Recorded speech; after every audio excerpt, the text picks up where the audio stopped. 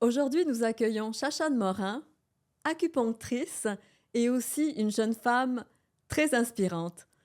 Alors Chachane, la première question que j'ai envie de te poser, c'est pourquoi l'acupuncture et qu'est-ce qui t'a amené à cette pratique? C'est drôle, mais c'est un peu le hasard qui m'a amenée là. Dans le fond, je faisais un bac normal là, à l'université, puis j'étais pas vraiment heureuse. Fait que, en discutant avec ma sœur, j'étais comme, ah, je pourrais essayer de me réorienter. Puis finalement, mais je savais pas dans quoi. Tu sais, j'étais comme, ah, les médecines alternatives, c'est intéressant, mais est-ce que je veux vraiment devenir naturopathe? Tout. Fait que je fais juste googler médecine alternative dans un moteur de recherche. Puis après, je vois acupuncture, puis je suis comme, hey, c'est intéressant, tu sais, je connais pas ça, mais c'est quand même relié à mes origines. Puis il y a quelque chose de très, très précis avec l'acupuncture, quelque chose de très rationnel aussi, tu sais, c'est comme le point d'acupuncture, il est là, tu sais, c'est pas trop... je sais pas, il y avait une logique derrière qui m'intéressait, tout en restant très, très holistique, très, très proche de mes valeurs de santé, de bien-être et tout. Fait que je me suis dit, OK, je peux essayer. Fait que j'ai abandonné mon bac. Puis j'avais 30 de chance de rentrer dans le programme d'acupuncture. J'avais jamais reçu d'acupuncture avant. Puis j'ai fait, bon, ben on l'essaye. Fait que je suis rentrée à Rosemont l'année suivante. Puis entre-temps, j'ai quand même pris un rendez-vous d'acupuncture juste pour voir si j'aimais ça puis comment je réagissais à ça. Fait que c'est ça. Donc j'en déduis que tu avais aimé ça. Ouais, j'ai beaucoup aimé mes séances d'acupuncture. J'ai trouvé que c'était super intéressant aussi. Puis il y a eu un super beau partage aussi de la part de l'acupunctrice qui m'a traitée. Puis je trouvais ça tellement beau de la voir après 20, 30 ans de pratique, encore hyper passionnée par son métier. Fait que je me suis dit, OK, il y a quand même il y a une petite affaire qui m'intéresse là-dedans de toujours en apprendre aussi, toujours devenir meilleure et tout à travers ça, même si ça fait des années qu'on pratique. Fait que, il y a comme toujours un renouveau, une renaissance à faire là-dedans. Et comment tu dirais que cette approche de l'acupuncture, qui est aussi une approche holistique, vient rejoindre tes autres valeurs? Parce qu'on se connaît un petit peu depuis quelques années. Je sais que tu as aussi des expériences personnelles très enrichissantes. Donc Mhm. j'aimerais ça que tu nous parles de tout cet aspect humain, quelque Ouais, part, de tes expériences humaines qui te rapprochent de l'acupuncture, de cette pratique, ouais. et qui t'inspire et qui inspire aussi. Ouais, ben, dans le fond, juste d'être à la rencontre des gens, tu sais, je veux dire, en voyageant, on est, il y a une relation authentique qui se bâtit, puis c'est un peu la même chose aussi avec l'acupuncture, tu sais, je pense que avant tout, on est thérapeute, puis on est là pour la personne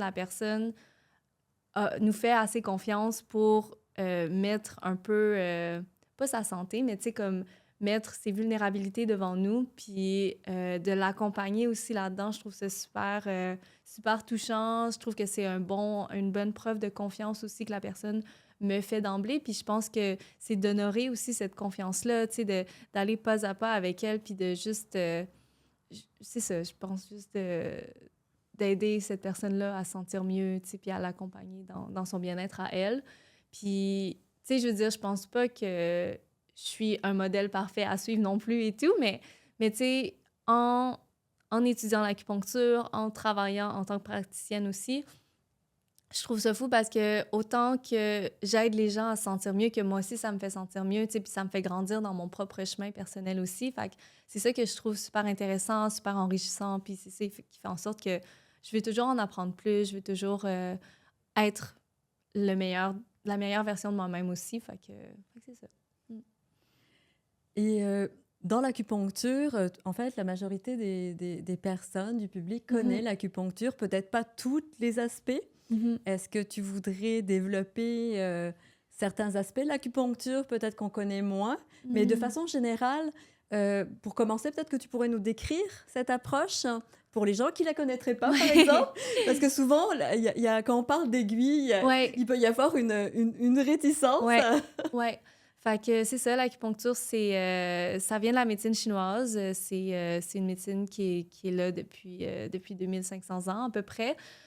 Puis c'est une perspective qui veut que on vive en harmonie avec notre environnement puis avec notre environnement interne. L'environnement interne étant les émotions, mais étant aussi tout comment l'organisme fonctionne. Fait que l'acupuncture, on le voit souvent pour des gens qui sont comme «Ah, j'ai mal au dos, j'ai mal...» Tu sais, des problèmes musculo-squelettiques, ce qui fonctionne super bien aussi. Mais il y a tous des problèmes aussi plus internes qu'on ne saurait pas nécessairement. Tu sais, tout ce qui est stress, anxiété, troubles du sommeil, ça aide, mais aussi troubles digestifs, troubles de fertilité, troubles, tu sais, comme justement, là, on peut aider avec à ce que les cheveux reprennent un peu de vitalité. C'est vraiment de jouer avec justement cette vitalité-là intrinsèque qu'on a, puis de la potentialiser au niveau du corps. Fait que c'est ça qu'on fait avec les aiguilles. Puis, tu sais, les aiguilles aussi, c'est tellement fin. C'est pas... Je sais que les gens ont une certaine réticence avec les aiguilles juste parce que leur expérience est quand même différente de ce que nous, on donne en acupuncture. Tu sais, je veux dire, soit on reçoit une injection comme un vaccin ou on se fait prendre une prise de sang, tu sais. Fait que c'est sûr que les aiguilles sont plus grosses, il y a comme du liquide aussi qui est là-dedans, fait que l'expérience est quand même plus intense, le corps se met plus en tension aussi, tandis qu'avec l'acupuncture, c'est le contraire. Fait que c'est sûr qu'en mettant une aiguille, des fois, le corps va avoir tendance à se mettre en tension, mais après, il va se relâcher tranquillement parce qu'il va comprendre que l'aiguille est là vraiment pour l'aider, puis pour rétablir l'énergie interne qui est là. Fait qu'après... ben, les gens, majoritairement, quand ils quittent le bureau, sont vraiment plus relax que quand ils sont arrivés, tu sais. Qu'est-ce que tu leur dirais si tu accueilles quelqu'un qui est justement qui a une réticence avec Ouais, les aiguilles? ouais. Ben, j'ai déjà eu une personne qui a une phobie des aiguilles, puis qui était comme, je vais essayer l'acupuncture, je pense que ça va m'aider, je veux essayer de rebalancer mon cerveau pour lui dire que ça va. Fait que, tu sais, c'est vraiment de suivre le rythme de la personne, tu sais. Puis ça c'est vraiment à chaque rendez-vous, dépendamment de si la personne est habituée avec les aiguilles ou si elle l'est pas. Je veux dire, c'est comme, OK, les sensations que tu ressens, est-ce que tu es à l'aise avec ça?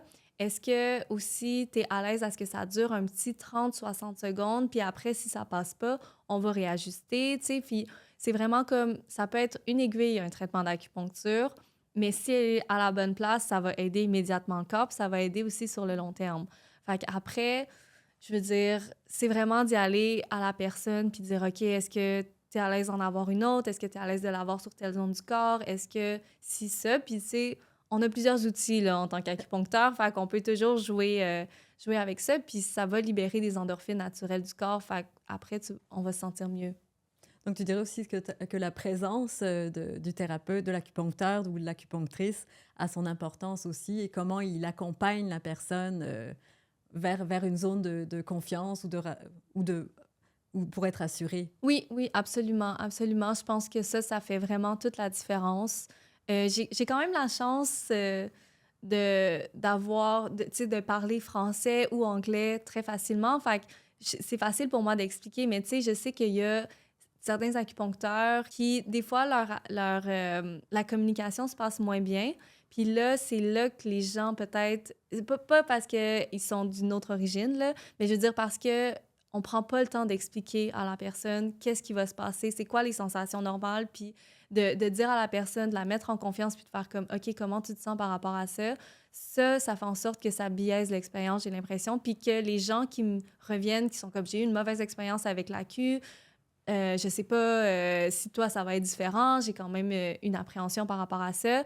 Bien, je pense que le fait de prendre le temps d'expliquer, de dire, OK, ça se peut que ton corps réagisse comme ça, c'est normal s'il y a telle affaire, ça va vraiment aider à mettre la personne en confiance, puis ça va l'aider à se détendre aussi, puis à ce que le traitement puisse faire circuler le chi qu'on appelle, fait que l'énergie, dans le fond.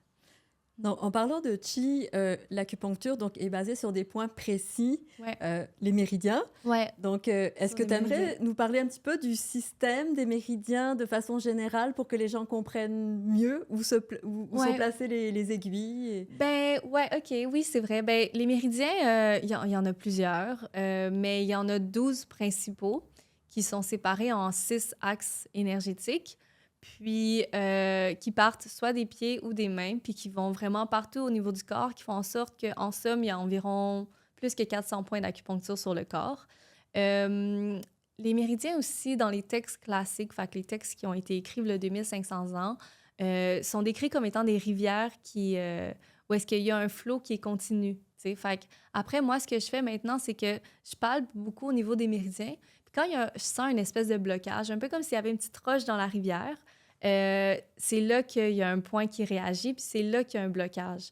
Fait que le fait qu'il y ait un blocage dans le méridien, après, on met une aiguille d'acupuncture adjacente à ça, puis ça va faire en sorte que la rivière peut retrouver son flot. Fait que ça peut... puis c'est ça aussi, c'est qu'on a réalisé que les méridiens vont vraiment suivre beaucoup le système circulatoire, le système nerveux aussi. Fait que ça va vraiment venir travailler des zones qu'on connaît, tu sais, comme on dit, OK, ben je sais pas, là, il y a le trajet nerveux de telle affaire, ben c'est ça, tu sais, c'est un méridien pour nous, mais veux pas, c'est en périphérie d'un nerf qui fait en sorte qu'après, le corps va pouvoir se rebalancer de cette manière-là. Fait qu'après, il y a ces méridiens-là, il y a les méridiens aussi qu'on appelle extraordinaires, les méridiens curieux. En tout cas, ils ont 2 appellations, mais c'est des méridiens qui ont été... c'est les premiers méridiens, en fait, qui ont été créés quand on était un fœtus dans le ventre de la mère. Fait que ces méridiens-là, ils ont quand même beaucoup, beaucoup d'impact. Ils sont très, très, très puissants. Puis, ils vont vraiment aider à des problèmes qui peuvent être quand même plus chroniques aussi, j'ai l'impression. Fait que c'est ça, en gros. Merci, Shashan. Est-ce que tu peux nous donner une définition du chi pour les personnes qui ne le connaîtraient pas? Le chi, c'est tout, comme on dit dans le jargon, mais dans le fond, le chi, c'est l'énergie. Fait que l'énergie, mais aussi, mettons, en termes un peu plus scientifiques, je dirais, c'est tout l'ATP des cellules. Fait que, tu sais, une petite cellule, qu'elle soit au niveau de la peau, qu'elle soit un petit peu plus à l'intérieur, va faire en sorte que le système fonctionne bien. Fait que c'est ça que le chi fait. Dans le fond, nous, on régule le chi, mais on s'assure que tout le monde sache c'est quoi son rôle, puis qu'il fonctionne le mieux possible, tu sais, dans le fond. Fait que le chi, c'est l'énergie, mais c'est aussi... je sais pas, ouais, c'est juste l'énergie, puis la cellule, dans son ADN, elle sait ce qu'il faut qu'elle fasse, donc elle va le faire, tu sais. Puis des fois, les cellules, peut-être que des fois, ils oublient, ils se font influencer par d'autres cellules. Je sais pas ce qui se passe vraiment à ce niveau-là, mais nous, on va juste réguler un petit peu puis dire comme, est-ce que tu sais qu'en ce moment, t'es pas vraiment censé faire ce que tu dois faire? Fait qu'on on essaie de changer un petit peu le message puis la perspective, là. Fait que c'est ça. Mais merci pour l'explication. Juste un mot ATP, tu as mentionné ATP. Ouais, c'est l'énergie cellulaire, dans le fond. OK. Ouais, fait que c'est ça, tout simplement. Donc, Ouais. merci pour cette explication comme générale de l'acupuncture. Et si on va dans les applications, donc on a bien compris les applications classiques, musculo-squelettiques, plus émotionnelles, au niveau des organes, mais il y a aussi une autre portion, tu l'as mentionné un petit peu quand tu as parlé de la vitalité des cheveux. Il y a aussi des applications, pour l'avoir testé moi-même aussi, qui sont plus peut-être atypiques dans l'acupuncture, mettons du cuir chevelu. Ouais. Avec la fameuse... le marteau fleur de prunier. Oui, là, le marteau fleur de prunier qui... Voilà, je peux... Ouais, c'est un outil qu'on utilise en acupuncture. Tu sais, autant qu'on peut utiliser le gua sha, qu'on peut utiliser les ventouses. On utilise toutes sortes d'outils autres que les aiguilles, mais vraiment pour venir potentialiser ce que les aiguilles font dans le corps. Puis dans le fond, le petit marteau fleur de prunier, c'est vraiment un petit bâton avec au bout quelques petites aiguilles. Puis on vient vraiment comme taper pour vraiment venir augmenter la circulation sanguine. Puis c'est ça qui fait en sorte que les cheveux, après, ils retrouvent une certaine vitalité. Je l'utilise aussi pour les plaques d'eczéma. Puis ça, on dirait que ça fait du bien à mes patients qui ont de l'eczéma parce que, tu sais, au lieu de se gratter, c'est comme si je les grattais. Puis jusqu'à ce que, c'est bizarre à dire, mais qu'il y ait du sang. Fait que justement, là, ça vient vraiment apporter beaucoup, beaucoup de circulation sanguine. Puis ça vient stimuler, dans le fond, la zone pour qu'elle vienne, je sais pas, là, réparer le tissu, là, mettons. Là. Fait que c'est ça. Ouais. Et si tu parlais aussi de gua sha, Ouais. donc, et de ventouse. Si on parle du gua sha, c'est la petite pierre. La petite pierre. Ouais, exact. Ben, il y a plusieurs matériaux de gua sha. Nous, les acupuncteurs au Québec, on utilise un gua sha de jade, donc un petit gua sha vert. Puis ça, dans le fond, gua, ça veut dire frotter fort, très fort. Et le sha, c'est comme l'énergie stagnée qui est accumulée. Fait que l'idée, c'est juste de frotter une zone, puis d'apporter une espèce de rougeur pour faire vraiment remonter le méchant pour qu'il puisse s'extérioriser à travers la peau. Le gua sha a été vraiment popularisé avec l'acupuncture esthétique maintenant, mais on peut le faire n'importe où. Au niveau du dos, au niveau des cuisses, au niveau de la bandelette iliotibiale. Puis un petit outil qui est super intéressant avec le gua sha, c'est que, admettons, quand on commence un rhume, je me frotte le dessus des scapulas avec aussi des deux côtés de la colonne vertébrale, là, de part et d'autre entre la scapula et la colonne, jusqu'à ce qu'il y ait une rougeur. Puis après, je me mets beaucoup, beaucoup de couches parce qu'on dit que le gua sha va vraiment ouvrir la surface. J'attends d'avoir une grosse transpiration, puis mon rhume est cassé avec ça. Fait que c'est comme des petits trucs de grand-mère, tu sais, qu'on utilise. Admettons, c'est la même chose avec les ventouses. Tu sais, j'ai plusieurs patients que quand ils me disent « Ah, mais mes grands-parents faisaient ça avec des verres, là. » Tu sais, c'est pas nécessairement les ventouses. Mais je suis comme « Oui, c'est quelque chose qui était là avant, qui va vraiment venir ouvrir la surface, qui va venir circuler, puis qui va faire en sorte que le pathogène sorte du corps. » Tu sais, fait que c'est ça, c'est super intéressant. Puis c'est toujours des petits outils aussi qui ajoutent un petit plus au traitement, qui viennent détendre les muscles, fait qu'ils sont quand même aussi très, très agréables. Donc, en fait, c'est des techniques qui sont comme complémentaires à l'acupuncture classique, mais que vous voyez aussi en tant qu'acupuncteur. Oui, oui.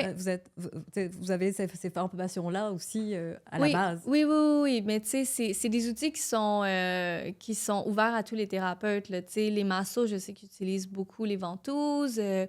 On peut utiliser aussi beaucoup les gua sha. C'est comme, c'est un petit outil dans sa boîte à outils de plus. Puis nous, de la manière de le voir, c'est vraiment en médecine chinoise. Mais après, l'effet va être le même sur le corps d'une certaine manière. Tu sais. Fait que, ouais. Et toi, dans ta pratique personnelle, donc Ouais. comme acupunctrice, Ouais. donc évidemment, tu as toute cette portion classique, mais est-ce que tu pratiques aussi ces approches complémentaires? Oui, un peu. Je dirais que ça varie du temps que j'ai.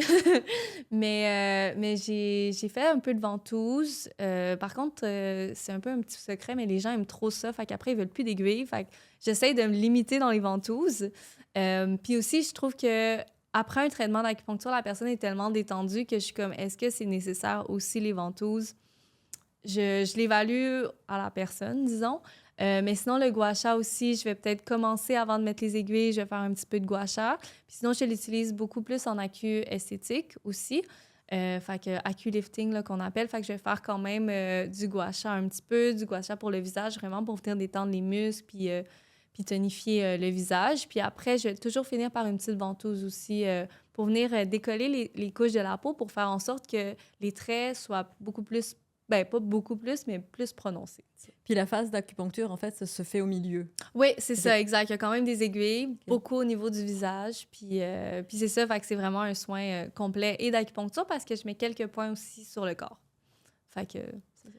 Puis dans l'acu, comme tu disais, l'acu esthétique, donc l'acupuncture, en fait, est-ce qu'elle vient chercher la détente? Est-ce qu'elle vient chercher... Est-ce que tu peux en parler un peu plus? Voilà, je suis curieuse parce que je pense que... Oui, ben dans le fond, l'acu esthétique, c'est que ça vient pas faire une cure de jeunesse comme si on avait eu du Botox. Je pense que ça vient juste détendre le visage, puis faire en sorte que les gens ont de l'air plus reposés, aider avec les petites rides aussi qui peuvent apparaître au fil du temps et tout. Fait que pour l'avoir fait sur ma mère, dans le fond, elle avait de l'air quand même plus reposée. Les cernes sont un petit peu moins prononcées, mais tu sais, elle va toujours avoir l'air de ma mère, puis elle va pas avoir l'air de quelqu'un de très, très plastique, tu sais. Fait que c'est ça qui est intéressant, c'est que c'est un soin qui est vraiment... qui est complet, qui est aussi de l'acupuncture, puis qui va être beaucoup plus naturel, puis le résultat va être plus naturel aussi. Tu sais, ça va pas faire comme « Ah, OK, à chaque 6 mois, j'ai besoin de mon injection », puis là, de plus en plus fréquemment aussi. Fait qu'il y a ça, puis c'est vraiment, oui, moi, les gens, ils viennent pour justement, je suis comme, ben, comme si c'était un soin pour toi, là, tu sais, comme si tu allais chez l'esthéticienne pour te faire du bien, ben, viens te faire un petit traitement d'acupuncture esthétique, puis ça, c'est quand même le fun, ça détend aussi beaucoup.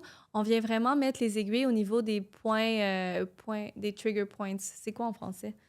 points gâchettes au niveau du visage pour venir détendre les muscles. Puis après, ben, je rajoute une petite thérapie à la lumière d'aile qui fait en sorte que ça unifie le teint puis ça vient stimuler l'énergie, dans le fond. Ça vient stimuler l'énergie de la cellule, l'ATP. Puis elle, une cellule du visage qu'elle va faire, c'est qu'elle va produire du collagène. Fait qu'en produisant du collagène, ben, on parle... Là, le collagène, c'est comme... C'est la grosse affaire là, de l'esthétique, là, puis des soins de la peau. Fait que dans le fond, en produisant plus de collagène, ben, ça va faire en sorte que les cellules du visage vont se renouveler de manière plus saine. Donc, en fait, est-ce que tu dirais que l'acupuncture esthétique, c'est une approche plus naturelle et peut-être qui part plus de l'intérieur aussi?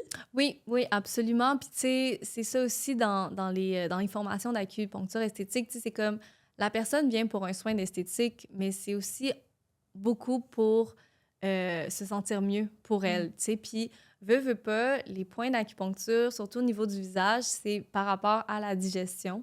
Puis la digestion et comment la peau a l'air, il y a vraiment un lien en médecine chinoise, ce qui fait en sorte que aussi, éventuellement, au fil des rencontres, la personne peut voir quand même un changement au niveau interne même, au niveau digestif, au niveau de « hey, je me sens mieux », tu sais, on dirait que j'ai moins de...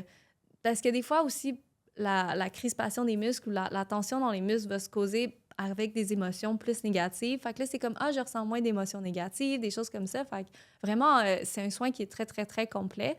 Puis on vient aussi toujours fignoler avec des points sur le corps. Il y a quelque chose qui me vient à l'esprit parce que j'ai déjà fait des séances d'acupuncture, avec toi notamment. Ouais. T'as aussi l'aspect de la langue. Ouais. J'ai trouvé c'est toujours très amusant. Ouais. Vous arrivez chez l'acupuncteur, tirer la langue. Oui, exact. Ouais. Les enfants adorent ça, par contre. Mais les grands aussi. Oui, c'est ça, exact. Mais il y a deux choses qu'un acupuncteur va regarder, c'est la langue, puis il va aussi prendre le pouls. Fait que la langue, comme le pouls, ça va nous indiquer un peu ce qui se passe au niveau organisme. Est-ce que l'organisme fonctionne bien? Fait que des fois, quand on a un patient qui parle peu, qui dit comme « OK, j'ai mal », je suis comme « Bon, OK, mais qu'est-ce que tu veux que je fasse avec ça? Comment va la digestion? » Non, c'est bon, tout est correct à part de ça. Fait que je suis comme « Bon, OK. » Fait que ça va me donner un petit peu plus d'indices. Ça va aussi peut-être me permettre de m'orienter un petit peu plus dans ma thérapeutique. Tu sais, je me dis « Ah, j'hésite entre deux manières de voir ça. Tu sais, est-ce que c'est de telle manière ou c'est de l'autre manière? » Bien là, le pouls et la langue va vraiment me donner un indice de comme, OK, non, mais il y a tel système qui est plus affecté, on le voit sur la langue ou on le sent plus dans le pouls. Fait que c'est ça qui est intéressant. Puis la langue, c'est vraiment une cartographie. Fait que pour nous, il n'y a aucun secret, là.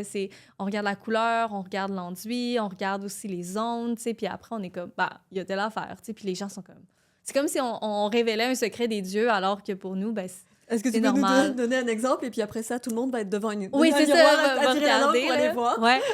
Ben, admettons, les langues avec des marques de dents, OK. On dit que c'est beaucoup de l'humidité. OK. Des fois aussi, les personnes qui ont tendance à avoir la dent sucrée vont avoir plus tendance à avoir ces langues avec des marques de dents-là. Puis comme symptôme, ça peut découler aussi de comme des maux de tête frontaux, se sentir lourd dans le bas des jambes, avoir des bleus facilement. Puis on dit que c'est la rate qui produit de l'humidité. Fait qu'il y a ça. Sinon, il y a beaucoup aussi de gens qui ont la pointe de la langue rouge. Fait que ça, c'est le cœur. Le cœur est trop excité, le cœur produit trop de chaleur. Fait que problème de sommeil, plus d'anxiété, palpitations, ça aussi, ça vient jouer là-dedans. Puis au niveau du pouls, c'est vraiment chaque position des doigts va être liée à un organe. Fait que là, après, est-ce que c'est l'organe qui va pas bien? Est-ce que le pouls va être plus... va tomber à la pression de mon doigt? Ou est-ce qu'au contraire, il va me taper fort dessus? Fait que, tu sais, ce qu'on ressent au niveau du pouls, ben c'est ce qui se passe au niveau du corps. T'sais. Fait que c'est très, très simple. Mais c'est ça qui est fou avec l'acupuncture, c'est que c'est tellement simple que ça devient complexe. Fait que c'est ça. Ouais. Merci beaucoup, Chachane, pour ce tour de l'acupuncture avec tous ces différents aspects. Et j'aimerais que tu nous partages, pour te connaître un peu mieux, Chachane, est-ce que tu as des... Oui, l'acupuncture, mais est-ce que tu as d'autres passions? Je sais que tu aimes la cuisine. Ouais. J'en révèle déjà que tu as été aussi une grande voyageuse. Ouais. Donc, pour les personnes qui souhaitent te connaître un peu mieux, pas juste en tant qu'acupunctrice, mais Ouais, au cégep? ouais, c'est vrai. Ben, je dis toujours d'emblée, il y a juste des Chinois, mon nom puis ma face, là. Basically, j'ai été adoptée. Fait qu'en tout cas, bon, bref, le monde va le savoir. Ça, c'est fait. Mais sinon, j'adore cuisiner depuis que je suis adolescente.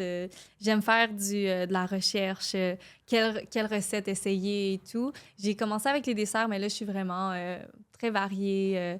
Recettes asiatiques, c'est super intéressant aussi, tu sais. Puis je pense que j'ai cet intérêt-là de goûter les saveurs et tout. Puis je trouve que pour moi, c'est vraiment par la cuisine qu'il y a tellement un monde de partage qui peut être là, autant quand on voyage que quand on reçoit aussi des gens à la maison, là. C'est vraiment mon langage de l'amour, là, mon love language, la cuisine. Puis sinon, ouais, j'ai voyagé en Asie pendant 6 mois entre mon université puis mon cégep. J'ai fait Compostelle aussi, je l'ai marché. J'aime être ouverte sur le monde, puis je pense qu'en étant ouverte sur le monde, ben, on peut s'ouvrir aussi. On est beaucoup plus ouvert comme être humain. Puis en étant plus ouvert comme être humain, ben, on est plus tolérant aussi en général. Puis je pense que le monde a besoin de peut-être plus de tolérance en général. Fait que je me dis, ben, je pense pas que je vais changer le monde de manière très, très drastique en allant en politique, par exemple, mais je pense qu'on peut changer le monde autour de soi, puis ça fait quand même une différence aussi. Fait que de faire les petits changements à l'intérieur de soi pour pouvoir comme donner un peu l'exemple, puis faire en sorte que les gens aussi puissent changer, ça, c'est super intéressant. Puis, tu sais, aller voyager, c'est vraiment aller à la rencontre de l'autre, là. Surtout pour moi, c'est ça ma manière de voyager, c'est ça ma manière de voir aussi le voyage. Fait que je me dis, j'aime ça. Tu sais, comme, je pense que je suis allée à Paris 3 fois, puis j'ai jamais vu la Tour Eiffel, là. Fait que c'est pas ça qui m'intéresse dans les voyages. Tu sais, c'est vraiment comment les gens vivent, c'est quoi la culture, puis comment est-ce que moi, je peux prendre les petites bribes qui m'appellent, puis les donner dans mon quotidien aussi, tu sais. Fait que c'est ça. Tu as fait effectivement Compostelle alors Ouais. que tu étais quand même assez jeune. Ouais, j'avais 22 ans, je pense. Oui. Ouais. Et tu parlais en fait, est-ce que ça a été plus une découverte vers les personnes à l'extérieur ou est-ce que ça a été une découverte vers l'intérieur? Parce que Ouais. souvent, les partages qu'on a de Compostelle, c'est des personnes en fait qui ont une recherche profonde personnelle, Ouais. parmi, parmi d'autres Entre autres, raisons, entre oui. autres. Mais pour toi, j'aimerais... Parle-nous ça un peu plus, parce que ben justement, pour inspirer les jeunes qui voyagent, Ouais. donc de faire ce chemin-là à 22 ans, moi j'ai rencontré des personnes qui l'ont fait à 70 Ouais. ou beaucoup plus tard. Ouais. Donc, parle-nous ça un petit peu. Je sais pas comment je suis arrivée sur Compostelle, honnêtement, mais tu sais, je pense que j'avais déjà été exposée à ça. J'avais quand même une collègue aussi de ma vie d'avant qui l'avait faite. Puis j'étais comme, ah ouais, c'est vrai, j'avais déjà entendu parler de ça, c'est une expérience. Puis on dit aussi que à un moment donné, le chemin va t'appeler. Fait que bon, moi, le calling s'est fait assez rapidement, je dirais. Euh, mais oui, je pense que ben, je suis allée. En fait, c'est que je m'étais fait une promesse. C'est que je m'étais dit, si je suis pas acceptée en acupuncture, je vais faire Compostelle. Finalement, j'ai fait les deux. Fait que j'ai été acceptée en acupuncture, puis 1 an plus tard, je partais faire Compostelle. Euh, c'est vrai que, dans le fond, c'est vraiment une quête méditative parce qu'en marchant beaucoup, beaucoup de kilomètres, là, 9 heures par jour, c'est, il y a vraiment une belle introspection qui se fait, mais c'est aussi par les rencontres. Tu sais, je veux dire, c'est un peu comme je décrivais tantôt avec l'acupuncture, c'est que les rencontres sont tellement authentiques, les gens sont tellement vulnérables, puis on se partage tout alors qu'on ne se connaît pas. Ça, je pense que c'est la magie du chemin, c'est la magie du voyage, c'est la magie de... Il y a plein de magie hein, là-dedans, mais le fait qu'on rencontre des gens puis que les gens nous font des réflexions de ce qu'on est, on revient vraiment beaucoup plus confiante de ça puis beaucoup plus en paix avec soi-même, en fait. Puis c'est ça que je trouve beau de Compostelle. Je sais pas pourquoi je l'ai faite aussi jeune dans ma vie. Je pense que...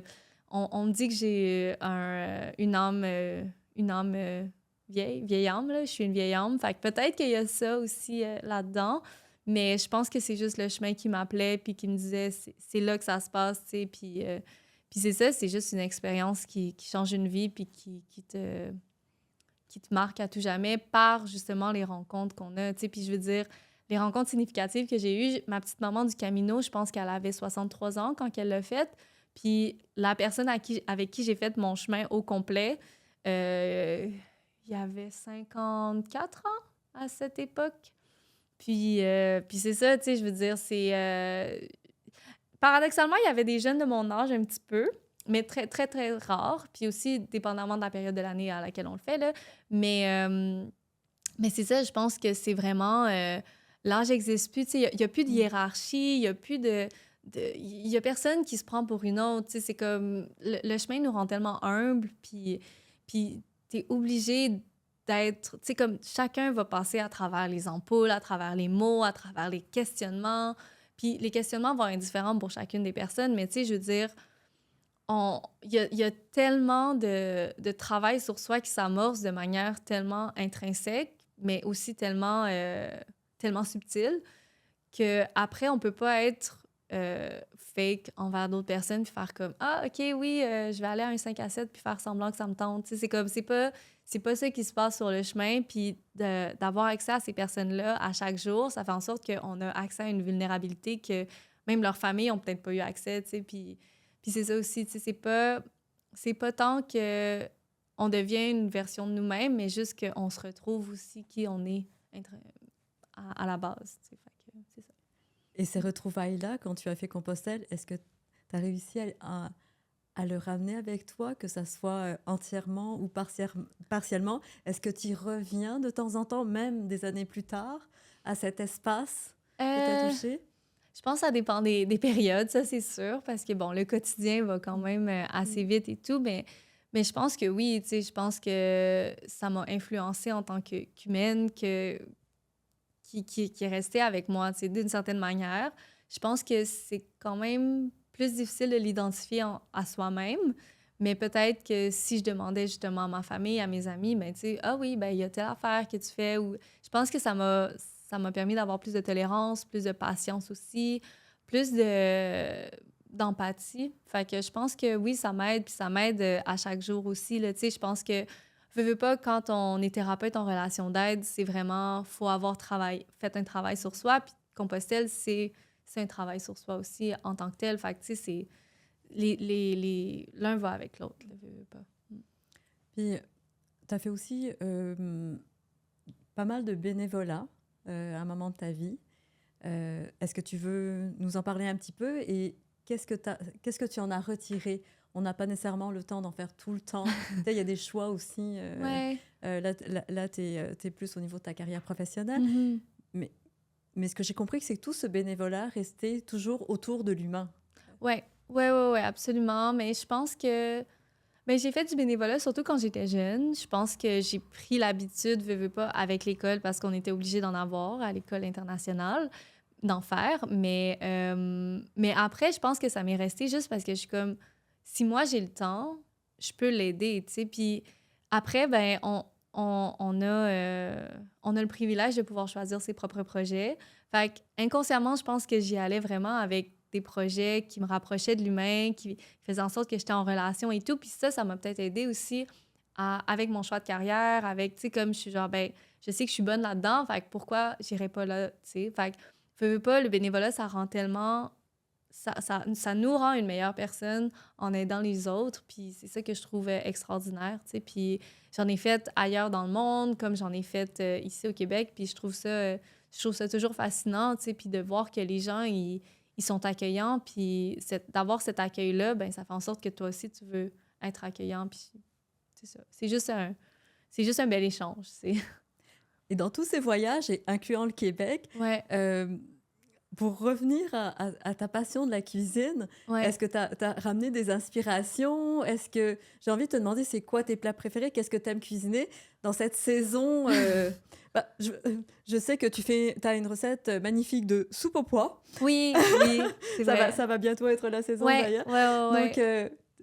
partage de tes recettes préférées Ouais, ben la soupe aux pois, c'est vraiment classique, mais c'est aussi étant pressée, là, c'est quoi, qu'est-ce que je peux faire rapidement, tu sais, mais c'est sûr que j'adore le riz, j'adore tout ce qui est asiatique, sauté, on dirait que j'ai vraiment une envie de cuisiner ça à chaque jour. Mais sinon, c'est ça, tu sais, il y a beaucoup de desserts aussi.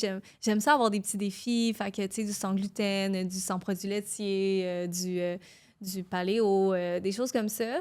Puis sinon, ouais, je sais pas, c'est... ouais, je pense Nomme pas des trop. exemples de desserts. Ah ouais, ben là, je vais faire une tarte, une key lime pie à l'avocat, à base Wow. d'avocat et vegan.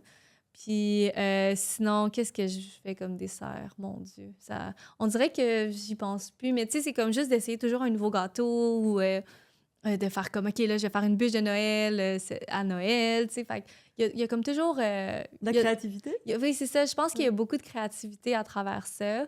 Puis je pense que ce qui est encore plus le fun, c'est de le partager aussi avec les gens. Mais ouais, c'est un défi créatif. Puis je pense que c'est important de nourrir ça aussi, tu sais, l'espèce d'inspiration. Puis j'ai jamais voulu que la cuisine fasse partie de mon métier parce que je suis comme, ben non, je veux vraiment que ça reste quelque chose qui m'appartient, que je peux faire, pas au point que je trouve ça lourd à faire, tu sais, puis pas au point que je trouve que ce soit une tâche, tu sais. Fait que de garder cette créativité-là, ben ça fait en sorte que ça, c'est mon petit hobby, tu sais, mais entre autres choses. Là, mais... Donc, j'en déduis que c'est toi qui va faire la bûche de Noël familiale. Ouais, en effet. Ouais. Je te demanderai pas la recette, on va garder ça pour la surprise pour ta famille. Merci Chachane d'avoir accepté notre invitation à cette entrevue podcast. Et si les gens veulent te rencontrer, prendre rendez-vous avec toi en acupuncture classique ou acuesthétique, est-ce que tu veux nous partager tes coordonnées, site web Ouais, ben dans pour le les prises de fond, rendez-vous? info@espacecma.ca ou espacecma.ca. C'est mon site web, puis il y a un petit bouton pour prendre rendez-vous. Juste là, je suis située à côté du marché Atwater. Fait que merci beaucoup de m'avoir reçue. C'est un privilège. Merci Chachane. Merci.